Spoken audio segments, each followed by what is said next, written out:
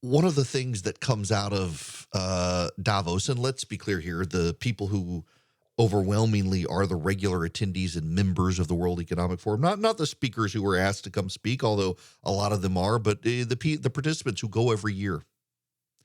They are a secular elite bunch who may be great leaders in their fields, but when you listen to them speak, they really have no appreciation for the way anyone works. They have no good ideas for how to fix problems.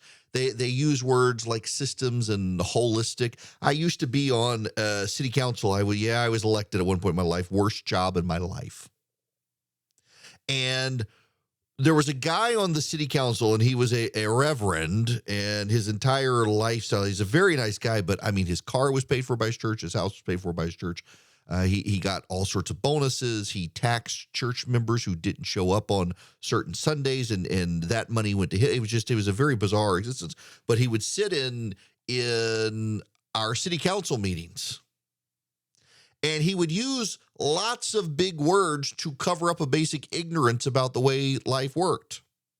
We must holistically approach the intermingling of the systems of equity and justice to derive for ourselves the holistic, inevitable benefits of the evolutionary processes within the systemic organizations of government for the children. And you're like, what the hell did this guy just say? It was a word salad. And a lot of these people on the stage at Davos talk about word salads. It's what Ibram Kendi does. Have you ever listened to Ibram Kendi? Someone once asked him, I played the clip a long time ago. Someone once asked Ibram Kendi to define racism, and he essentially said, racism is racism. The guy says, well, can you define racism and anti-racism? Anti-racism is the absence of racism, and racism is the presence of racism. Well, if you can't define a term without using the term, you're not bright. He may have figured out how to play on white guilt to make a lot of money, but going back to like 4th and 5th grade, it's something you learn in school that when you're asked to define a word, you don't use the word in its definition, and only the dumb kids in class do. It's kind of a tell. And then he uses large words and creates these word salads. What's going on with all these people? I have a theory, and I'm pretty sure I'm right. And a buddy of mine emailed me yesterday, and he was specifically talking about energy.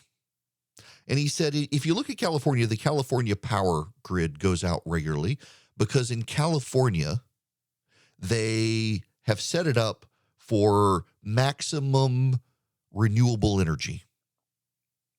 So they're getting rid of coal and natural gas. They're winding down nuclear for renewables that depend on external forces to generate power, sun and wind. And their power grid's going out. If you look at Texas and the ice storm they had down there, Texas decided to maximize efficiencies and minimize costs in its system. And the result was the power grid went for things that could be subsidized or made cheap, which meant that when the nuclear power plants shut down and they didn't have a lot of coal plants and the windmills froze in the wintertime because they used the cheap windmills that didn't have the built-in heaters, the whole system collapsed. And then he contrasted it with a place like Georgia where it maximizes for diversity. So you have wind, and you have solar, and you have coal, and you have natural gas, and you have nuclear, you have all of the above. Bring in anything that works to provide power. And so the grid is far more stable than these other places. And it was a decision to allow diversity. Instead of picking a winner and a loser, let everything compete. And he pointed out, and it's something I've kind of danced around pointing out, not as precisely as he did, and I'm kind of jealous that he did a better job of pointing it out to me than I have to you, that essentially what's going on here is the left is concocting mythologies to point to blame so they can escape blame for their policies. So it's not that public education in this country has failed as progressives have taken it over. It's that the country is systemically racist, and that's why kids can't learn in public school. It's not that forest fires in California are common because California failed to do the very basics of forest management and conservation. No, it's global warming. It's not that California failed to build adequate reservoir supplies for its state because environmentalists blocked the aqueducts and the reservoirs. No, it's climate change. It's not that we're having absurd power outages in Europe and high costs for natural gas because they became dependent on the Russians and didn't diversify their fuel sources for energy. No, it's the climate. It's not that people have been detached from their families and collapsed because of government policies that disincentivize the two-parent nuclear household and crime is on the rise and education is failing. No, it's systemic racism in the system.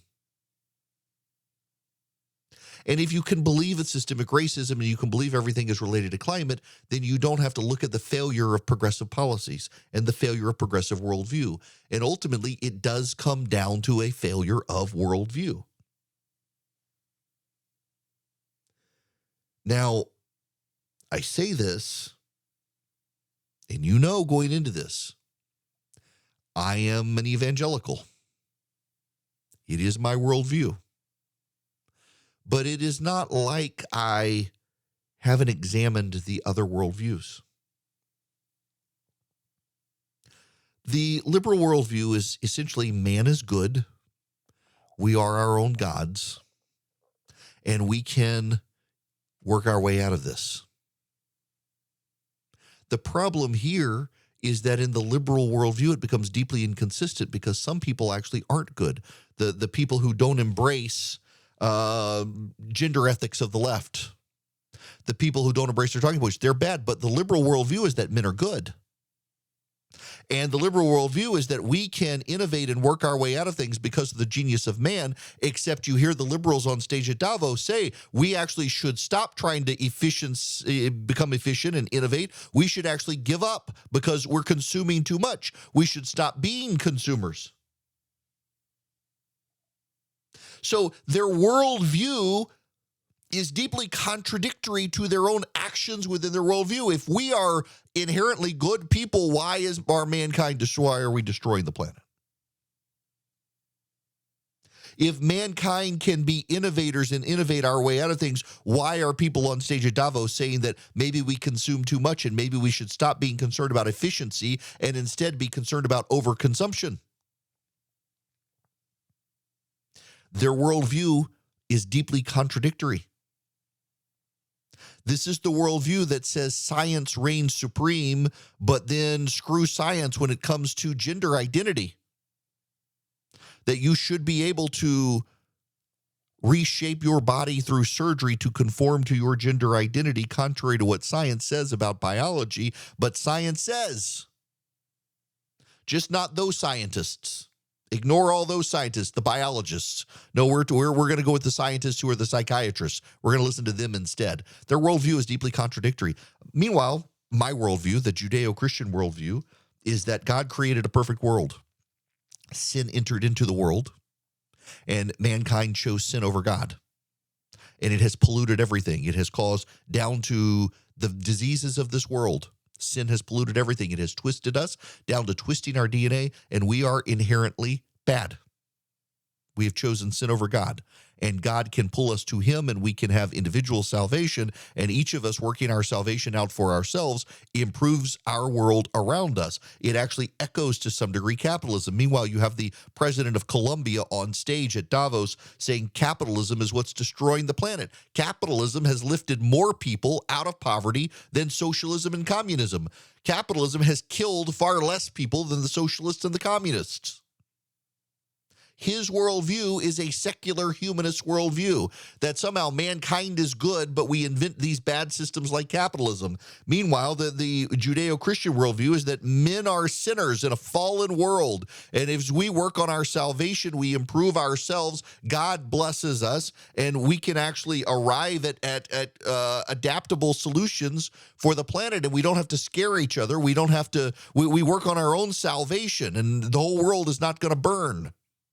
The left actually believes now the whole world is going to burn, even if they do everything right, unless they take out the mouth breathers who still drive SUVs. Their eschatology is screwed up. Their origin story is screwed up. Everything is screwed up. It's all an accidental evolution of nature with no planning. And somehow that accidental evolution of nature has derived us and allowed us to become equal and good and geniuses who somehow aren't allowed to adapt out of a system because we're creating an uninhabitable, uncomfortable, unlivable zone on the planet because of climate change. Or it could be the policies you people on the left have been active for years are the ones causing the problems. It could be that our schools are not failing because of systemic racism. Our schools are failing because of left-wing indoctrination policies. It could be that we're not going to destroy the climate, or the climate's not going to destroy us. It could be that we should be allowed to have nuclear power and solar and wind and coal and natural gas and let the best compete to save us. It could be that capitalist competition in the free marketplace is actually really good. But the left doesn't want to point to their failures. The left doesn't want to acknowledge that their worldview is deeply hypocritical. The left doesn't want to acknowledge the inconsistencies of their worldview. The left does not want to acknowledge the failures of their basic policies. And so instead, because so much of the media itself is of the left, we are forced to wring our hands about climate change and systemic racism and the other canards. If you want a small encapsulation of the snapshot of this to get a sense of this, when the FBI raided Donald Trump, people on the right, including people like Marjorie Taylor Greene in Congress, suggested that maybe these documents were planted by the Democrats, and the media was outraged. When it was discovered Joe Biden had classified documents, people like Congressman Hank Johnson suggested maybe the Republicans planted them, and the media gave him a pass. See, the media and the left, symbiotically linked, joined at the hip.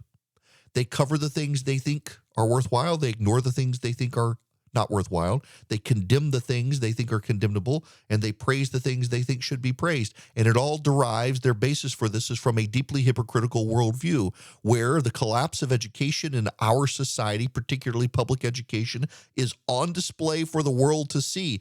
But they can't adequately address it because it comes from governmental policies the left advocated that have failed. So instead, we must be lectured by the talking heads on TV about systemic racism. Ultimately, the weight of the contradictions collapse the house of cards that is the left's worldview. And all we have to do is keep grabbing hold of the actual truth. And frankly, of a worldview that is entirely consistent. We live in a fallen world. Mankind is bad. We're sinners.